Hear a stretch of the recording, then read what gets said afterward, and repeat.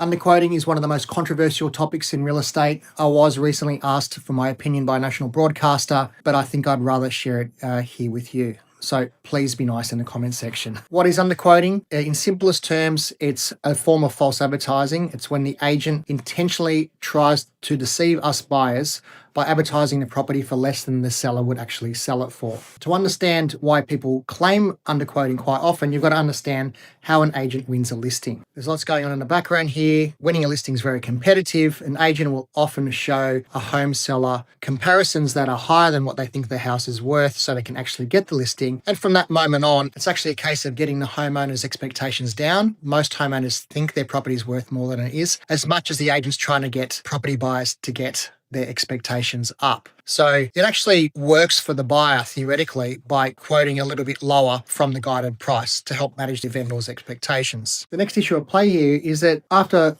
open homes, when agents call buyers, they call around asking for price feedback. Very rarely will a buyer say they'd pay more than the guide. So as the saying goes amongst agents, buyers are liars. No one's giving them accurate feedback on what they think is worth, so there's no incentive for the sales agent to increase the price guide throughout the campaign. And so the campaign goes, now comes auction day. Let's say this house is in Lakemba or Sans Souci or Cammeray, where as you can see, prices have gone up 20 to 26% in the last year. And we're not even in a hot market, by the way. And also considers that in a suburb, prices don't tick up a couple of percent each month like clockwork. Some months prices are flat, some months they go backwards. Other months they can go up by 10 to 15% in the space of 2 or 3 months. And that's the time that it takes to list and sell a house from start to finish. So auction day comes around, the home appraised at 2 to 2.2 with a guide of 2, sells for 2.42 mil.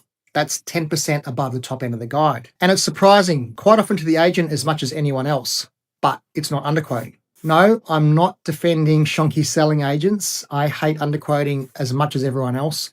I'm just sharing what I'm seeing, and that is outlier prices, that's both high and low. They catch us all by surprise. And the onus really lies on us, the buyers, to have our finger on the pulse of the market that we're buying in. Yesterday's local sale prices set the precedent for what things are worth, not last month's sale prices. Prices move really quickly, and they'll be moving even faster now that interest rates are coming down. So it's up to us to take responsibility instead of crying foul play. Even though underquoting does exist, really, we're going to see prices moving north very, very quickly. It's going to feel like underquoting, but it's just the market doing what it's doing.